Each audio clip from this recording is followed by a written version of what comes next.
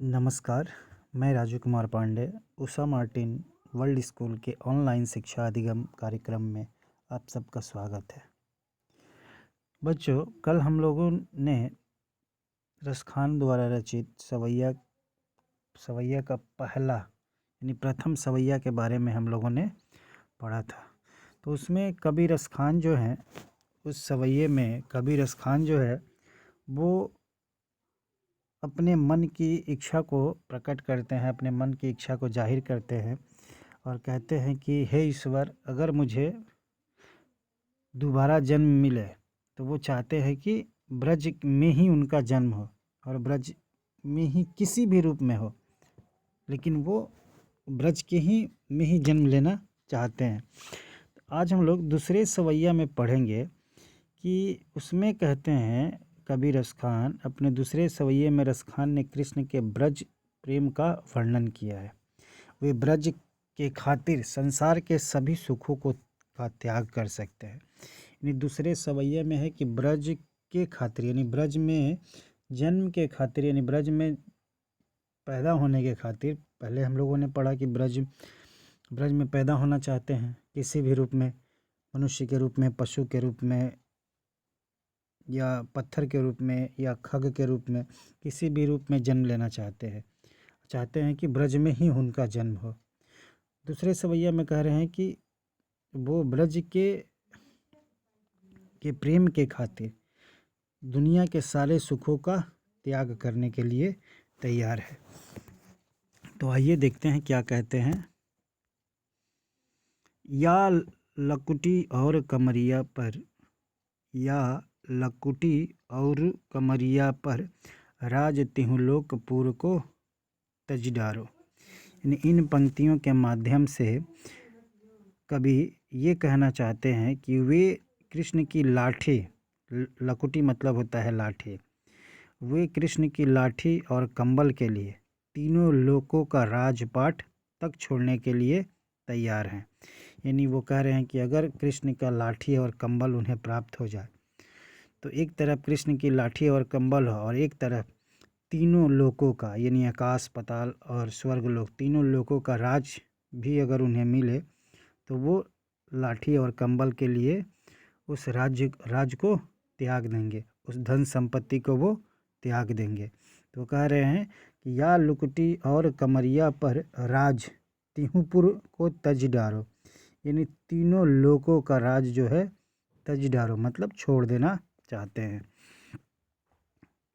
उसी तरह कहते हैं आठों सिद्धि नवो निधि के सुख नंद की गाय चराई बिसारो।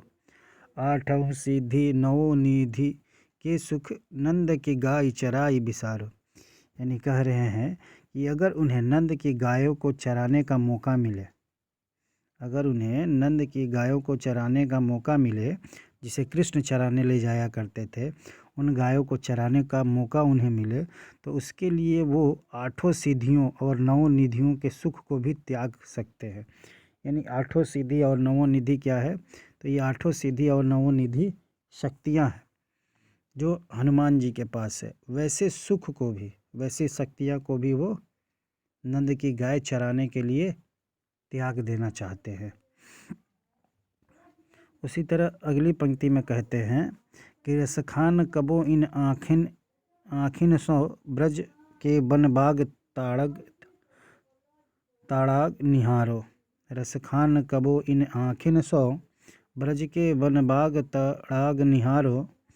इन पंक्तियों के माध्यम से कवि कहते हैं कि जब से कवि ने ब्रज के बनों को, रसखान कबो इन आँखिन से यानी रसखान अपने आँखों से कह रहे हैं कि कवि ने जब से ब्रज के बनों, बगीचों, तालाबों आदि को देखा है, यानी जब से उन्होंने ब्रज के वन मतलब बाग बगीचे को, ताड़क यानी तालाब को, बगीचे तालाब आदि को देखा है, वे उनसे दूर नहीं रह पा रहे हैं।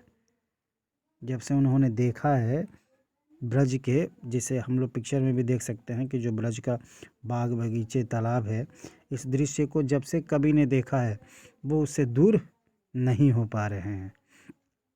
तो ये बात बता रहे हैं कि रसखान जो हैं वो किसी भी तरह से ब्रज की भूमि से अलग नहीं होना चाहते हैं।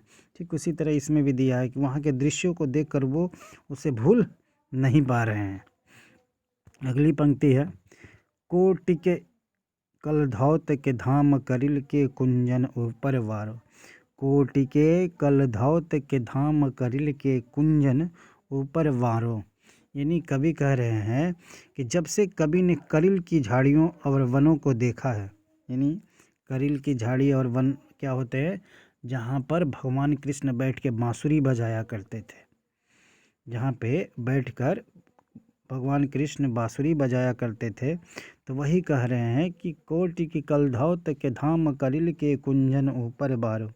यानी जब से कवि ने करिल की झाड़ियों को देखा है, कुंजन मतलब झाड़ी होता है, करिल मतलब कांटेदार झाड़ियाँ जो है, वो झाड़ियाँ जब से उन्होंने देखा है, वो इनके ऊपर करोड़ों सोने के महल भी निछावर करने के लिए तैयार है। कोटि के कलधौत, यानी कोटि कलधौत मतलब करोड़ों के सोने के महल किसके लिए वो त्याग देना चाहते हैं, वो कटीली झाड़ियों के लिए, जहाँ पर बैठ के कृष्ण बांसुरी बजाया करते थे, जिन झाड़ियों में बैठ के कृष्ण गोपियों के साथ रास लीलाएं किया करते थे, वो उस जगह के लिए, उस स्थान के लिए वो सब कुछ त्याग देना चाहते हैं रसखान।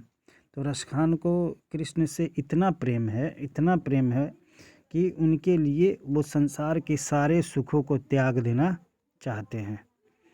आगे आइए, इसमें कुछ कठिन शब्दार्थ है, जैसे या मतलब इस, लकुटी मतलब लाठी, औरु मतलब और, कमरिया मतलब कंबल, तिहु मतलब तीनों, पूर्व मतलब नगर, तज डारो मतलब त्यागना, आठों सिद्धि यानी 8 सिद्धियों के नाम लिखे हुए हैं, नवोनिधि 9 निधियों के नाम लिखे हुए हैं, विसारो मतलब भूल, तड़ा मतलब निहारो मतलब तालाब देखूं, कोटि के मतलब करोड़ों, कलधौत मतलब सोना, धाम मतलब घर, कुंजन मतलब लताओं के घर, वारो मतलब निछावर करना।